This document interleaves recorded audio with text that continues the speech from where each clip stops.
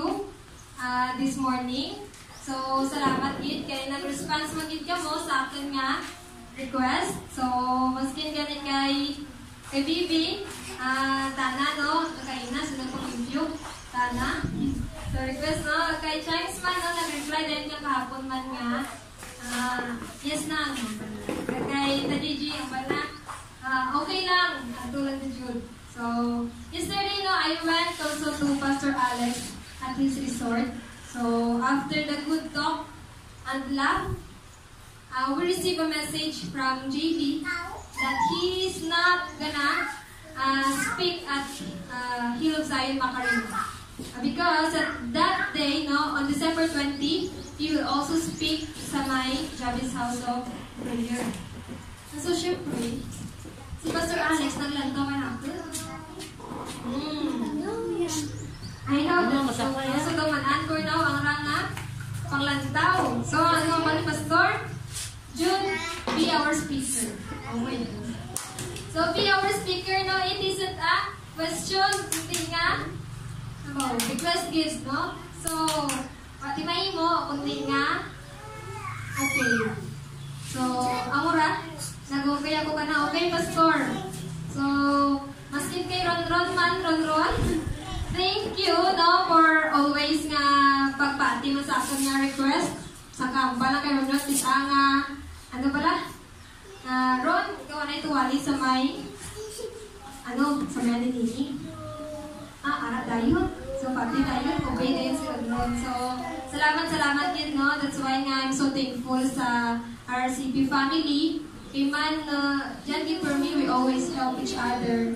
Kag, wala ginadisregard ang request ng kada isa. No, para lang ma-fulfill ang tanan, no, para sa kamiyaan, no, for the glory of God. So, sa kanya nga aga, no, andot, no, at pamanggutunan ng kaugalingan. So, what kept us going?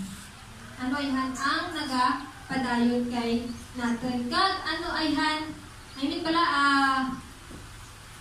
what good it made you, and why did you willingly obey sa kada, sa kada task, sa kada request, no, dayon, no, was it because it is easy?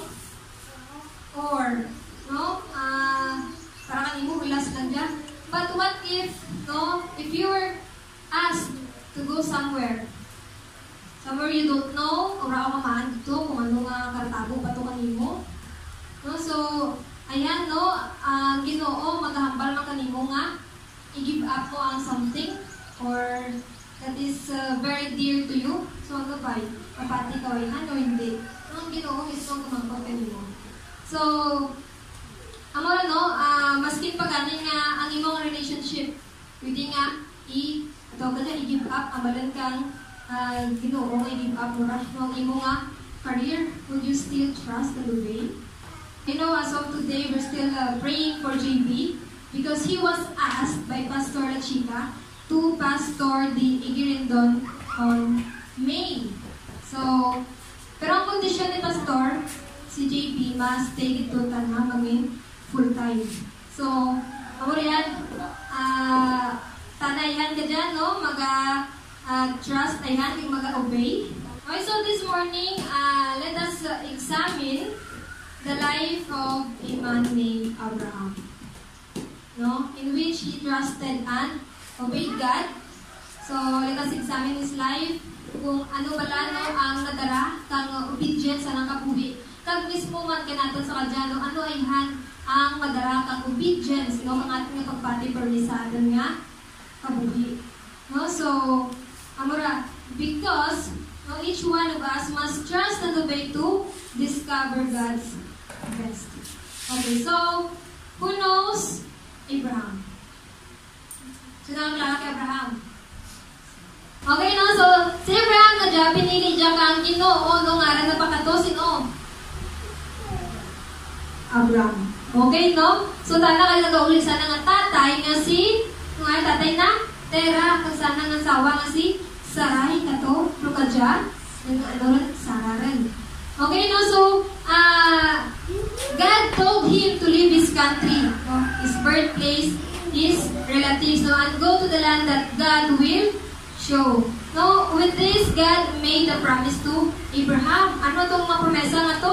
To make his descendants into a great nation. No, so, sa pagpati ni Abraham, duduro nga, nagtaratabo no, when they reach Canaan. So, Canaan, ang siyang lugar, kung sabihin nga, show kang Ginoo kinanda. So, dito, no, pagtanda nagabot sa Canaan, sa duro pa nga mga lugar, o kung ano pa man to, they experience hunger, war, no, duro pa mga hardship. But, no, to make the story short, no, si Abraham, 99 rin. Si Sarah, 90 rin. Pero wala gatanti, bata. So, pero nagpromesa, ganyan ang Ginoo nga, magkaroon sa dakang bata. So, pero nag-provide, no, daw lang na to Sarah, kagaw hindi nagkalat. That's why, no, handmaid.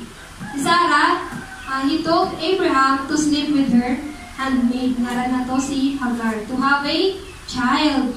At syempre, nagbata rin man sa mula. Kaging pangaralan dyan kay Ishmael. No? However, this was not God's plan. No? God promised them nga kanandagig alin. God nagtuod ang promesa kang Ginoo, no? Nakabata sanda. Kaya nang pangalan si Noon, nakamaas.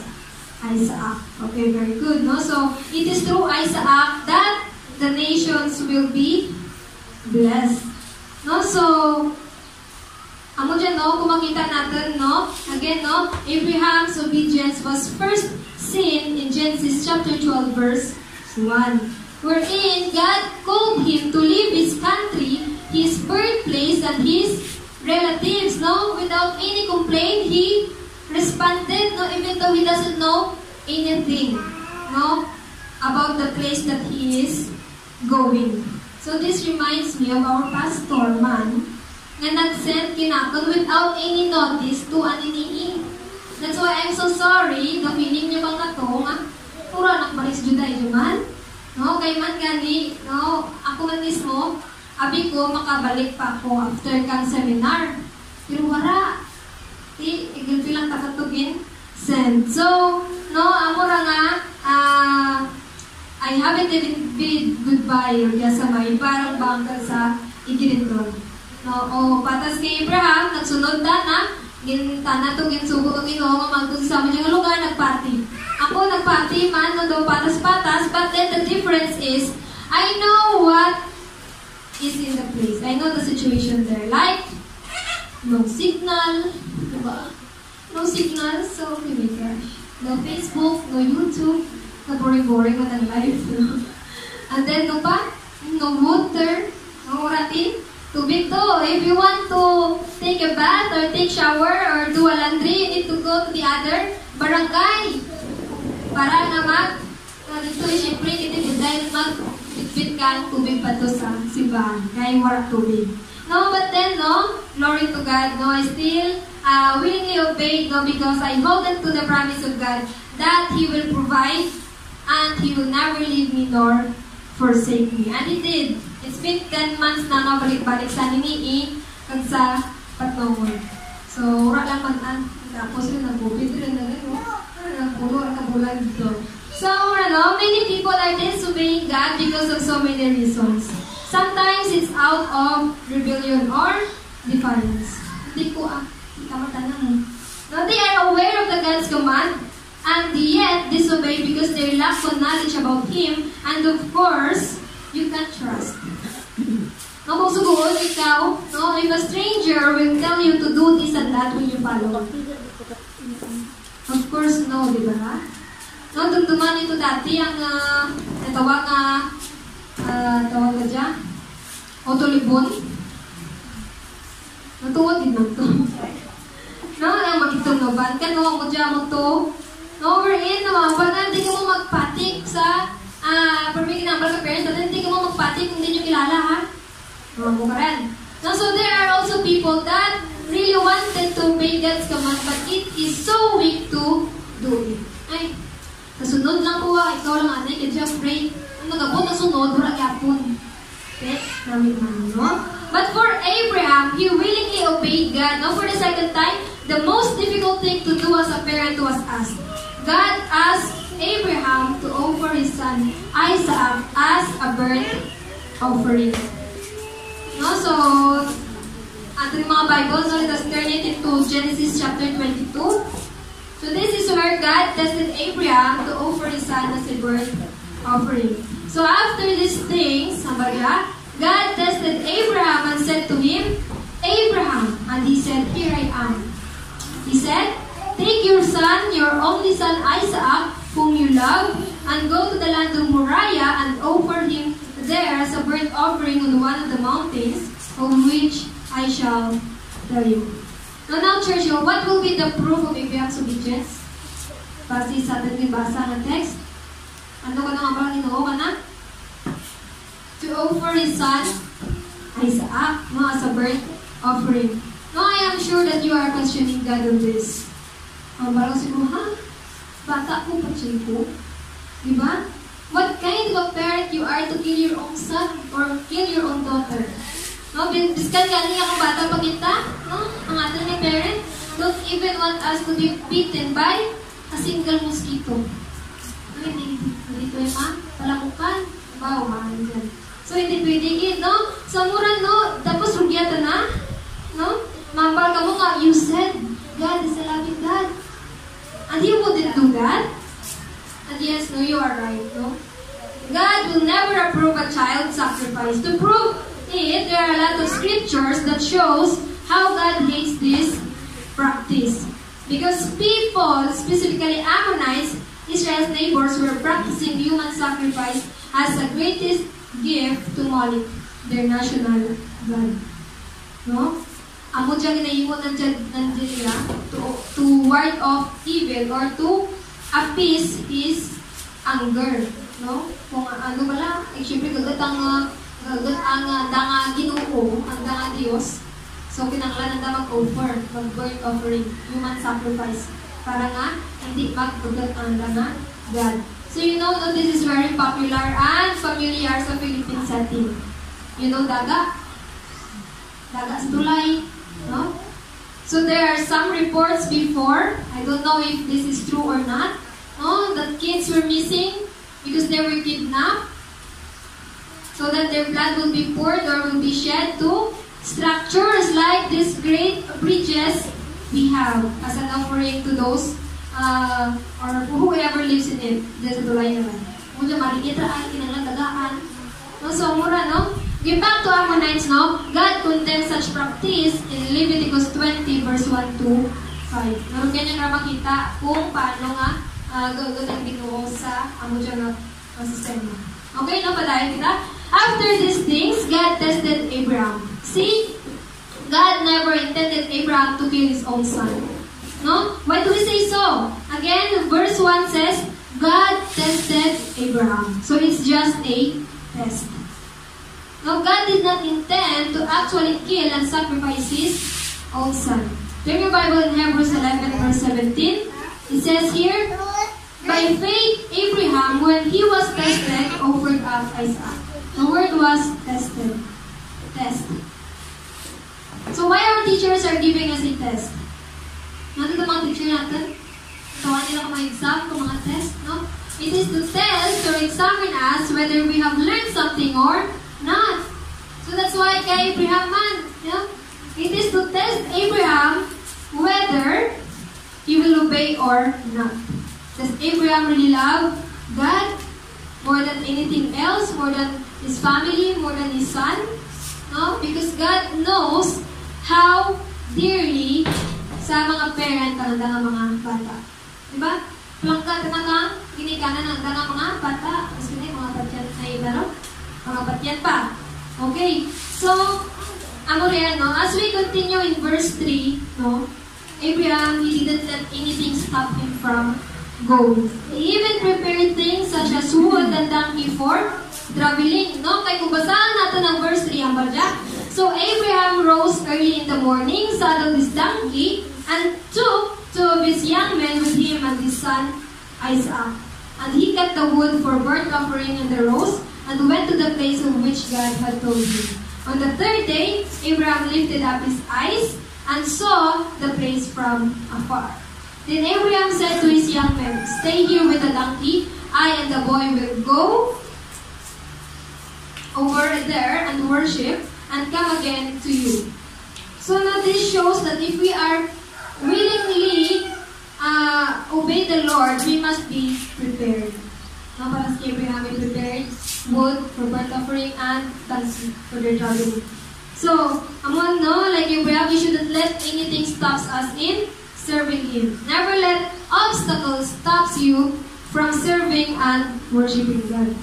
No, your struggles or anything that could hinder you. Now go to Sunday service, even the situation is hard and bad. No, find a way to defeat the enemy and be victorious. No, mura para mga para maka-testimony kita. No, ano nga, kasi nalain ang chimpo sa gihapon, no, adto sa simbahan. Now, no, if you notice in verse 5, Abraham told his young men to stay because they will go and worship and will come back. In some translation like NIV, ang ambag sa may verse dyan, we will worship and we will come back to you. So does this mean that Abraham was so certain that they will come back together? No, because he said, we will come back. He didn't say, I will come back. No, but we will come back to you. So why is he so sure?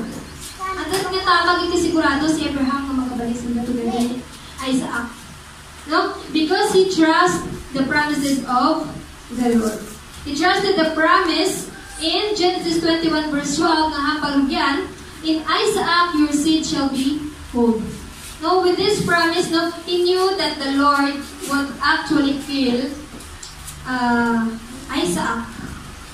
Or, no, I think no, it is possible that Abraham believed that God will stop him, or else he believed that God will restore Isaac's life. That's why he willingly obeyed the Lord. So, but what's so clear in is his obedience to God. He didn't let his emotions stop him. No? When asked by his child, verse 7, behold the fire, the wood, but where is the lamb for a burnt offering? No? So he didn't let his emotion hinder him from the call. Because you know, kids can make or can move the feelings of a parent. No, mga balang bata, nay, sige, jujo na to. Kaya balon ta na, nagbaguhan na sa sapatos.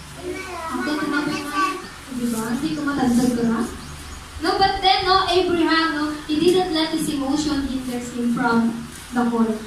And verse 8 says, God will provide for Himself the lamb for a burnt offering himself.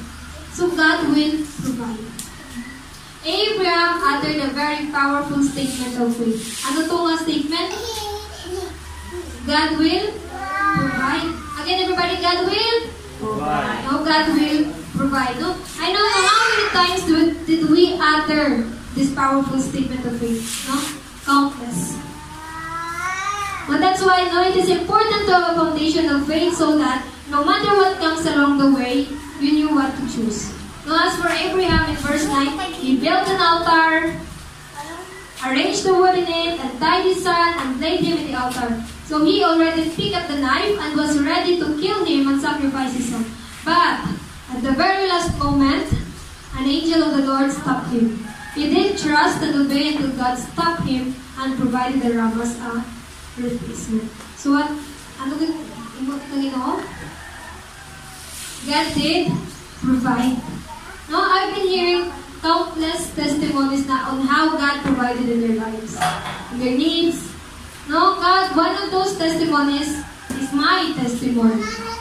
I know that most of you knew my story already. No, you know that this church is always having international camps, seminars. No, we got a lot of events sa church.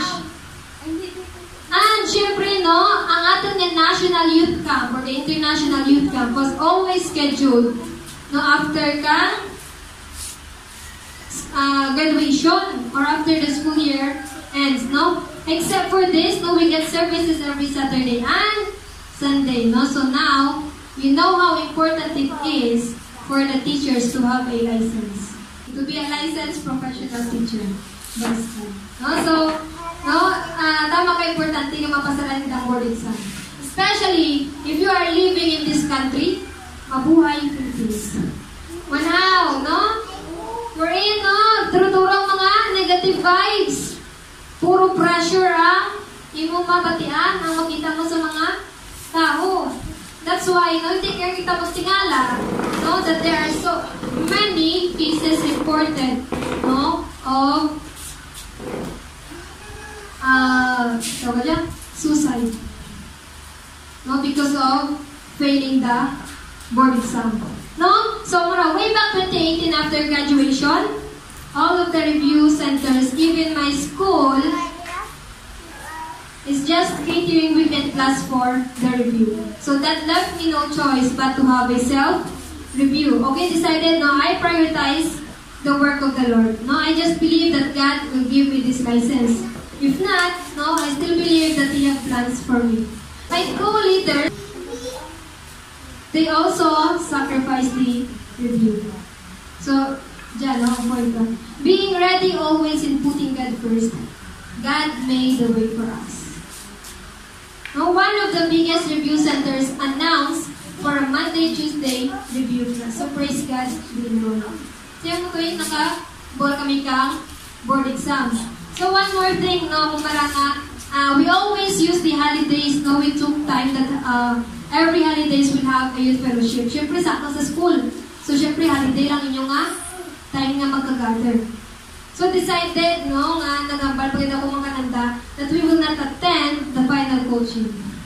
And thus, my co-leaders also agreed.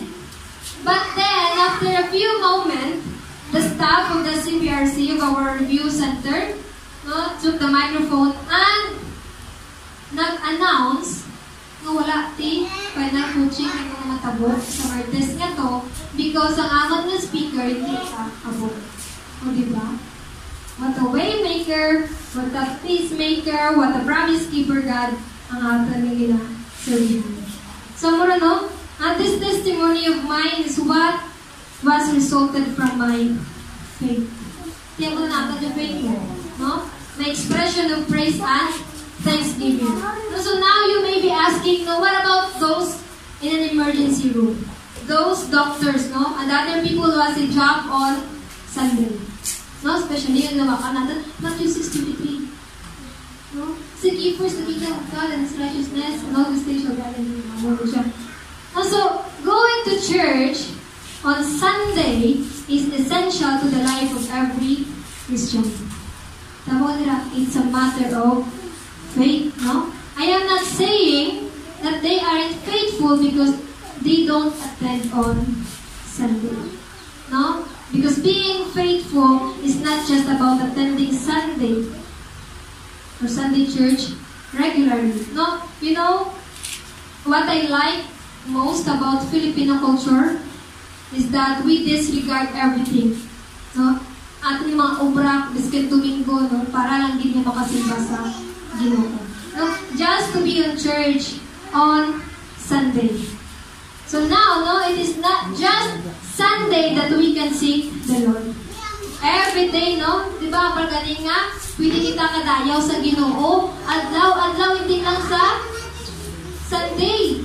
No, that's why, no, I'm thankful also in our RCP that we're not just having the Sunday service, but also we have Saturday also. Or any other day. No, because nga ginauray-uray ang schedule ka mga pastor. No, so, amo rin, no? Now, if you have inevitable appointments, no, I still believe that each one of us was created with a unique function, no? Its purpose. No, wherever we may be, God will use us for His glory. Okay? So, mura no, don't forget God and His promise. No, ginampagal sa napulong. In everything we do, we must do it for the glory of God. No, we should trust the promise of the Lord. No, so it is that God's promise, no, in His word that keeps us going. No, what makes us going? Again. Ano nagapadayon na natin? promesa kang Ginoo. No, sometimes it is the only thing that encourages us to keep going. That sometimes we don't understand what's going on, but still we trust and obey. No, with this, no, we will discover God's best for us. No, for Abraham, he passed the test and shown full obedience. No, his obedience resulted to God's provision with the sacrifice, and God renewed His covenant with him in blessing his generations. Okay, no? So, as a Christians, no, trials or tests were allowed not to trip or make us fall, but to prove the strength of how pure our faith is. No? If your faith is pure, you will still choose God despite of your difficult situation. No? Worrying about to eat. No? So, I still remember na si JP, no? Ang ato niya married youth leader. No? One time, no, one Saturday, he had a thought of not going to Sunday service that time because he wants to work. Piti, may bata. Para nga may barakal kang gatas. But then, after a few seconds, no, he was inspired as he remembers the message of the Lord, no? Ang promesa ng Ginoo sa Matthew 6:26 to 33. Ang bala, if God feeds the birds of the sky, how much more him and his family who are loved by God. Also, just obey and trust the promise of the Lord. Also, there are people, no, who are suffering even now because of choosing God. So I have a story, no, in Africa, no, there was a Muslim man. No, he's having his testimony about his life. Kag siyempre, testimony ta, tingala ka Muslim ta na, di ba la? No, because he was with Christ na for few months pa lang. No? His father-in-law forcibly took his wife. Di Muslim ta na mo. Prosado nga, ginbol kang anang father-in-law, anang asawa. Nagapusong pa ng sawa? No? No, may manang rason ka nga ng tatay, no? I will just give her to you if you are a Muslim man and not as a Christian. Ito mas pinili ng mga Kristiyano na siguro nakatuit kang kamaturan. Ito mo ito nga nag-convert na ito Christian. And then, even his mother and his brother, no? Git pa, layas sana. And even threatened nga, ibatuhon. No? To stone him. No? So, syempre, kurata na ti bayo, kurata na ti bayo. Or ti bapa nga gamit, tigit na kunti nga, amo lang kitra, ang bayo lamang kitra na suksok na. Amo lang kitra nga bayo, no? So, but then, no, that time, no, still, naga-testimony tana. No, wala yung tana ti, hadlog pa nga, malus man kung ano, but then, kiti, he had nothing to lose. No, kiti, ang anang asawa, wala rin dyan, nabugalan ka na. No, ang anang pamilya, kitaligdan. So, ano pang kadukan, no? So, ano pa dayo, no? Public na nga nga pagsunod kay Christ. No, through ano? Baptism. No, nagpa-baptize ta na, no, to be officially nga born again Christian. And so, para ka na, no, those pain, no, those hurtful situation, and those sacrifices, no, na outweigh to kang spiritual blessings nga na nabatin sa Ginoo. O diba, makantin mo ka ra, maski lang mo asawa ito, no, bola ka nimo, may taulang ka nimo ra kung still Muslim ka, kung Kristiyano hindi, di ano lang kasakit, diba na, nagusong pasawa. No, so, amo ganira, no, medyo man yung mga tao nga, suffered because of their direct obedience to the Lord. Kato pala, mga kaunagin ka lang, nasunod ni Cristo, no, ginpapagdan kaligog, ano pa, no, ginandang alawas, no, tibay lang kang pagpati sa Ginoo. Now, they may not have been enjoying the blessings from the world, but the salvation they received is the greatest blessing they could ever have. No? Now, I know just like to Abraham, no, there will be a time that God may require each of one of us, no, to give up something that is very dear to us. It may be your relationship, it may be a career, a family, no, for the glory of God. But then, no, just trust, no, just trust and obey. No, just have the courage nga magpati, kag magsalig lang sa promesa ng Ginoo. Because God has a purpose, no? And Romans 8:28, and we know that in all things God works for the good of those who love Him, who have been called according to His purpose. So today, we may be trusting and obeying the Lord, but seems like everything is done for us, just trust and obey and discover God's best for us. Now, the joy knowing that you and I are not alone in this battle, the joy in serving and worshiping Him and fellowshipping with one another is a great blessing already. No? Spiritual blessing, ginambat kay na, that outweigh our sacrifices. So just trust and obey. No? As you let go, let God. Okay? So before we end, let us sing a few lines from a hymnal song entitled Trust and Obey. Okay? So let us feel it and make this as our prayer. Trust and obey. Okay, trust and obey. Trust and obey, for there's no other way to be happy in Jesus, but to trust and obey. Then in fellowship sweet, we will sit at His feet, or will walk by His side and lead the way. What He says we will do, where He says we will go. Never fear, only trust and obey. Saling tuman, kay wala sing iba, makalimay na Jesus, magaling magtuman. Trust and obey, for there's no other way to be happy in Jesus, but to trust and obey. Okay, church, no, as what the song tells us, never fear, only trust and obey. No? And rest upon His promise and hope for God's best. Amen? Amen. So let us pray. Our gracious and loving God, we give You praise, we give You honor, and we give You glory, Father God. Right now, we humble ourselves to You and forgive us for all our sins, that we may be worthy in front of You. Thank You for all the blessings that we had and will further receive. Thank You for our brothers and sisters that serves You. Thank You for the message, and may You work with us, guide and teach us to trust and obey You more. Help us overcome for all the things that comes our way, for we believe that without You, we are nothing. More of You and less of us, Lord. Bless every family, bless this congregation, and our pastors, nag-worship Ginoo, nag-obey kanimo Ginoo, and that's Your will. We bring back all the glory, honor, and praises with thanksgiving in our heart to our Lord Jesus Christ, Your only Son, our Lord and personal Savior.